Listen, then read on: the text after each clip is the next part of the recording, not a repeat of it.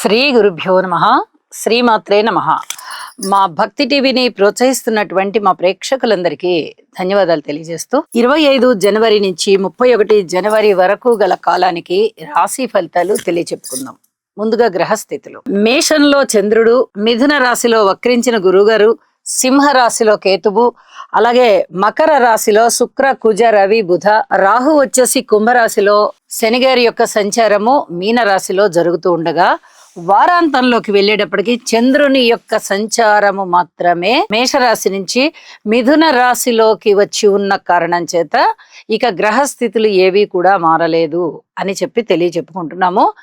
అలాగే గ్రహస్థితుల యొక్క ఫలితాలు, సమ్మేళనాలు ఎలా ఉన్నాయి, దృష్టులు ఎలా ఉన్నాయి, ఈ స్థితి యుతుల గురించి మాట్లాడుకుందాం. శుక్ర, కుజ, రవి, బుధ చతుర్గ్రహ కూటమి ఏర్పడుతూ ఉన్నది. 4 గ్రహాల యొక్క కలయిక, సంయోగము ఎప్పుడైతే మకర రాశిలో జరుగుతూ ఉందో, మకర రాశిలో కుజుడు ఉచ్చ పొందుతాడు, మనందరికీ తెలుసు. అలాగే శుక్రాచార్యుల వారితో కలిసి ఉన్నారు. ప్రేమ వ్యవహారాలకి కొంత అనుకూలమైన కాలం అని చెప్పి తెలియచెప్పచ్చు. కోర్టు కేసులు అలాంటివి ఏమన్నా ఉంటే తొందరగా తీరిపోతాయి, అంటే ఒక కొలిక్కి వస్తాయి అని చెప్పి తెలియచెప్పచ్చు.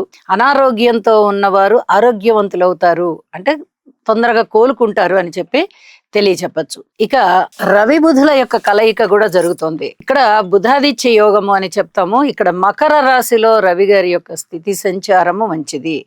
అలాగే మకర రాశిలో బుధుడు కూడా మిత్రక్షేత్రం అవడం చేత, అలాగే రవితో కలిసి ఉండడం చేత ఈ బుధాదిత్య యోగం పట్టి ఏ రాశుల వారికైనా కూడా మంచి చేస్తారు. ఇక శుక్రాచార్యుల వారితో కలిసినందువల్ల చాలా సున్నితమైన ప్రవర్తన ఉంటుంది. కుజుడితో కలిసినందువల్ల ఎలక్ట్రికల్ అండ్ ఎలక్ట్రానిక్స్ వస్తువుల వినియోగాన్ని పెంచడము, వాటి యొక్క ఉత్పత్తిని పెంచడము, ఆ కంపెనీలకి సంబంధించి ఉద్యోగాలు ఏమన్నా ఉన్నట్లయితే అలాంటి ఉద్యోగాలలో ఎక్కువగా నిలదొక్కుకోవడము, పేరు తెచ్చుకోవడము, ఇట్లాంటివన్నీ కూడా చాలా చక్కగా చేస్తారు.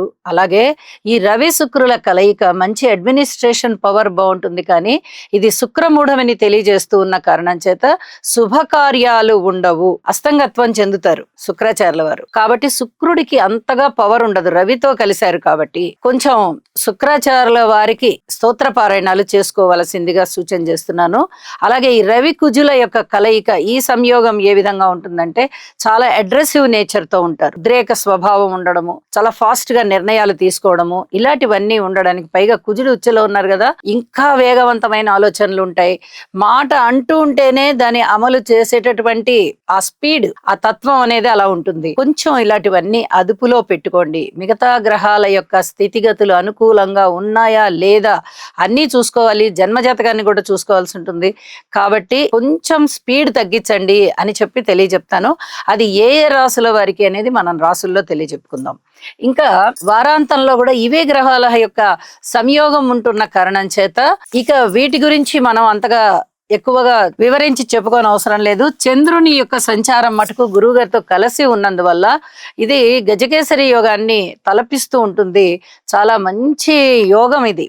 జన్మజాతకంలో ఈ యోగం ఉన్న వారికి గోచారంలో ఈ గ్రహస్థితుల కలయిక వల్ల గాని లేదా కేంద్ర దృష్టి వల్ల కానీ చాలా అద్భుతమైనటువంటి మంచి మంచి లక్షణాలు, జ్ఞానం పెరగడము, మంచి డిసిప్లిన్ ఉండడము, ఆదాయం పెరగడము, కీర్తి ప్రతిష్టలు పెరగడము, ఇలాంటివన్నీ కూడా ఉంటూ ఉంటాయి అని చెప్పి తెలియచేస్తూ ఉన్నాను. ఇక దృష్టులు, ఏ గ్రహాల మీద ఏ గ్రహాల దృష్టులు లేని కారణం చేత ఈ వారం మనం గ్రహాల దృష్టుల గురించి మాట్లాడుకోవట్లేదు. కుజుని యొక్క 4వ దృష్టి చంద్రుడి మీద పడుతూ ఉంది. ఇది కొంచెం ఇబ్బందికరమే. మాతృమూర్తి గారికి ఆరోగ్య రీత్యా జాగ్రత్తగా ఉండవలసినటువంటి కాలం. మరి ఏ రాసుల వారికి మాతృమూర్తి అంటే, ఏ రాసుల వారికైనా కూడా ఈ జాగ్రత్త మటుకు తీసుకోండి. తల్లి గారికి వీలైనంత వరకు సేవ చేయడానికి ప్రయత్నం చేయండి.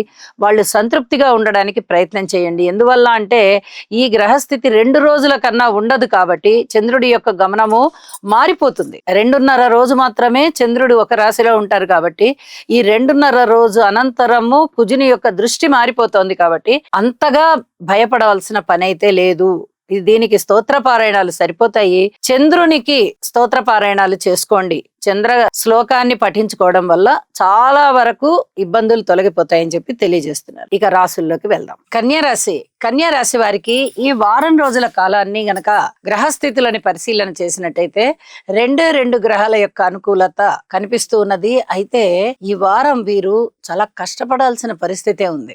రెండు గ్రహాలు అనగానే యోగ్యత అనేది కాస్త తక్కువగా కనిపిస్తూ ఉంటుంది. మీ కష్టం ఎంత ఉందో, మీ విల్ పవర్ ఎంత ఉందో దానిని బట్టే ముందరికెళ్తారు తప్ప గ్రహస్థితులు చాలా బాగున్నాయి, మనం కొద్దిగా ప్రారంభిస్తే అవే ముందరికి తీసుకెళ్తాయి అనడానికి లేదు. ఇక్కడ పంచమ స్థానంలో ఈ చతుర్గ్రహ కూటమి ఏర్పడి అక్కడ శుక్రాచార్యుల వారి యొక్క స్థితి ఉంది. కోణస్థానంలో చతుర్గ్రహ కూటమి ఏర్పడి ఉన్నది. ఈ కోణస్థానంలో ఈ చతుర్గ్రహ కూటమి అనేది మంచిదే, కానీ కుజుని యొక్క ఉచ్ఛ ఉంది అక్కడ, రవిత గారితో కలిసి ఉన్నారు అక్కడ. ఇది కొంచెం ఇబ్బంది పెడుతూ ఉంటుంది. కాబట్టి మిత్రక్షేత్రము కూడా కాదు కన్యారాశికి. కాబట్టి కొన్ని రకాలైనటువంటి జాగ్రత్తలు తీసుకోవాల్సిన పరిస్థితి ఉంది. ప్రేమ వ్యవహారాలలో కొంచెం జాగ్రత్తగా ఉండండి. అలాగే ఇక్కడ షష్ఠ స్థానంలో రాహు గారి యొక్క సంచారం చాలా బాగుంది. అయితే ఇదొక్కటే చాలా ఎక్కువ గట్టిగా పవర్ ఉన్నట్టుగా లెక్క. కాబట్టి మీరు ఎక్కువగా కష్టపడాల్సిన పరిస్థితి, శారీరక శ్రమ ఎక్కువగా ఉంటుంది, మానసికమైనటువంటి ఆలోచనలు ఎక్కువగా ఉంటాయి, కొంచెం అనారోగ్య పరిస్థితులు కనిపించడానికి అవకాశం ఉంటుంది, శారీరకంగా ఏదో ఒక అస్థిమితం ఉండడానికి అవకాశం ఉంటుంది.